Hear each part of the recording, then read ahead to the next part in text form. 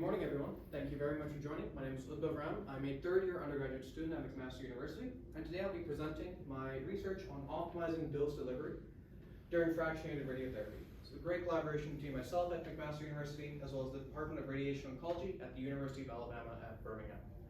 I'd also like to acknowledge the University of Alabama at Birmingham is located on the traditional lands of the Muskogee Creek Indians. So before we jump into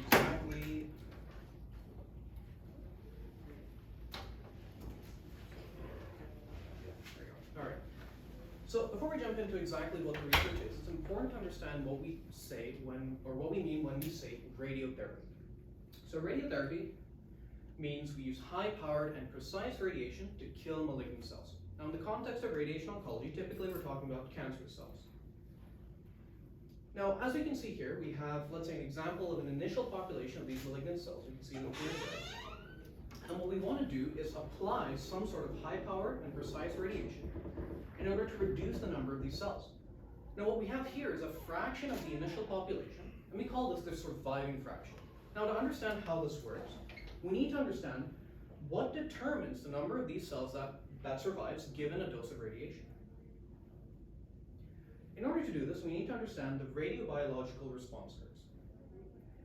What I'm showing you here is the most well-accepted and standardized model for survival of radiation. It's known as the linear quadratic model, and as you can see here, it has a function of dosage and two intrinsic parameters, alpha and beta. What we can see is a low sensitivity, which means a lower alpha and beta, which would indicate a higher radioresistance, or more resistance to radiation, so less cells die given the same radiation.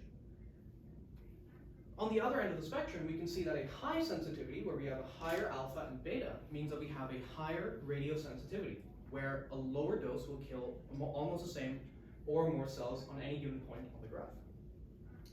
So what this tells us is that alpha and beta are both very key in determining the response to radiation for any given cell population. Now that we understand exactly what it means to deliver a dose, let's talk about what it means to deliver radiotherapy for an entire patient. The first method is called equivalent dose fractionation, or EDF, and as the name implies, it involves delivering daily fractions of equal dosage. This is the simplest combination. Now let's imagine we have our 4-day treatment here, theoretically, and we're delivering 3 doses over those 4 days. What we can see is that the doses are roughly equal, and let's say we want to target 3 grays of radiation over the entire treatment. We would administer 1 gray every time we administer radiation, so we would sum to 3. Now, interestingly enough, we can see on day 4 that we have quite a few inherently radioresistant cells and evolved resistant cells that remain after the treatment is complete. Now, this arises from the assumption, and the incorrect assumption, that tumor radiosensitivity remains constant throughout the treatment for EDF. We know this isn't the case. So, what's the alternative? It's called dynamic dose fractionation, and as the name implies, it involves changing the dosage amount every time we deliver a treatment. So as you can imagine, in this 4-day treatment, we administer a dose again 3 times, and we want the doses to sum to still 3 grays over the duration of the treatment. Now, what we can see is that in this case, we're increasing the amount of radiation as the treatment proceeds. You can imagine that we have an infinite parameter space for exactly how we can structure all of these different doses in order to sum to 3 grays by the end. And this addresses the concern that we talked about before about accounting for changes in radiosensitivities in a given population over the duration of a treatment. Now, how do we vet this, and how can we prove that this is indeed the case? Well, in this method, we take cells obtained from patients. Specifically, we're looking at glioblastoma, which is an aggressive form of brain cancer. And we're implanting them into 2 mouse models. The first of which is a radiation-sensitive model. Now, this radiation-sensitive model is a standard mouse model. We just take it and we implant the cells onto that model. The radiation-resistant model is a mouse that has been subject to radiation in advance in order to build up a radiation resistance, and we're then able to graft those cells onto that mouse. Now, once we've grown the grafts on these mice, we then subject each of them to 3 different modes of treatment.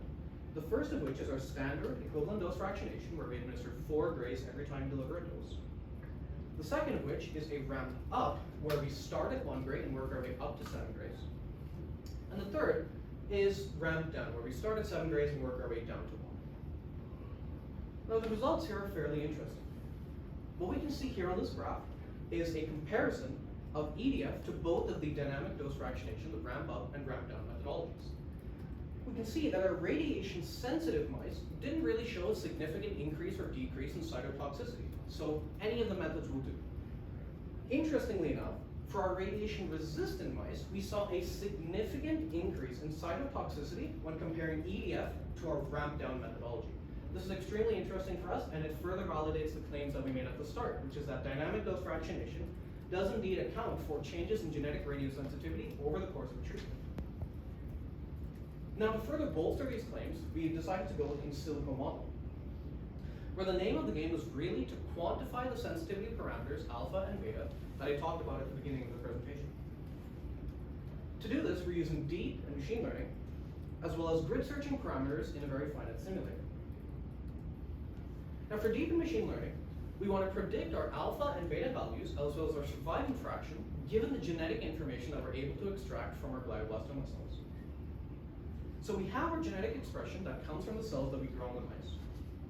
And what we're able to do is pipe base through a variety of different pipelines and different custom as well as existing AutoML frameworks in order to validate our predictions based on our real life results, where we're able to predict survivin fraction or alpha and beta parameters. The second method is parameter searching, where we want to simulate and fine-tune for these alpha and beta sensitivity parameters.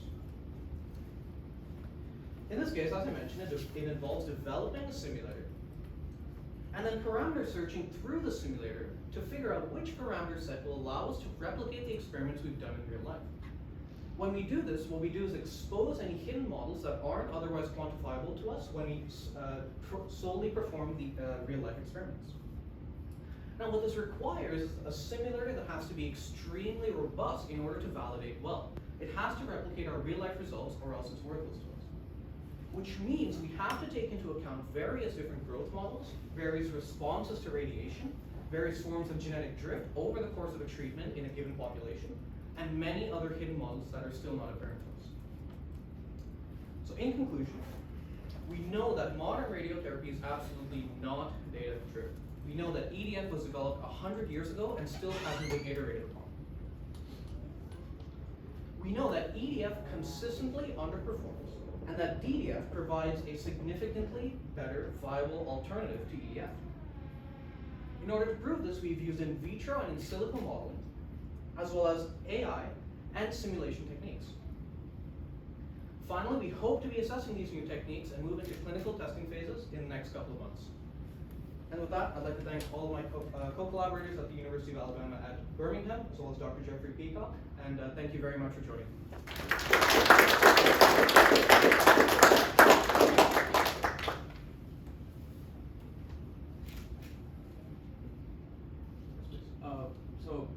Thank you for the talk.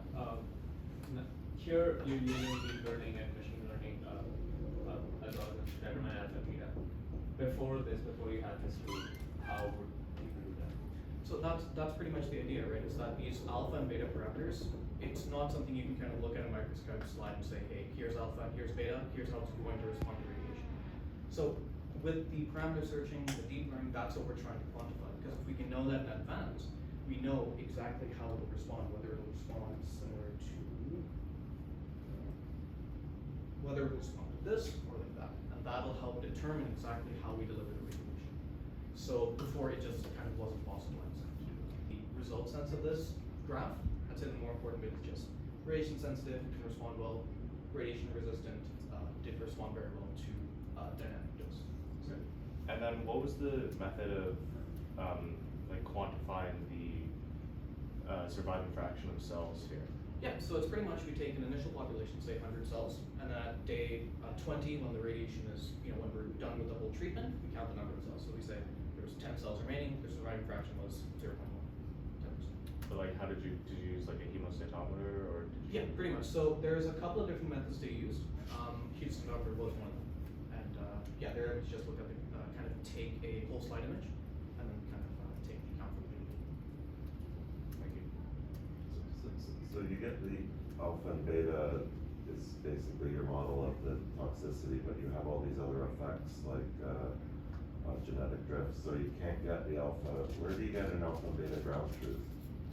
So the alpha and beta ground truth comes from reverse engineering the surviving fraction using linear trajectory. So if we have a surviving fraction, we can then say, okay, this population must have had an alpha beta of this to give us the surviving So when you fraction. do your ramp up, ramp down, you get alpha and betas from that data.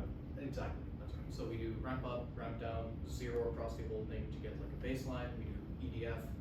And then you're training your machine learning on That's that exactly to right. find out, and then you can predict without having to do the. Exactly. I see. Okay, thank you.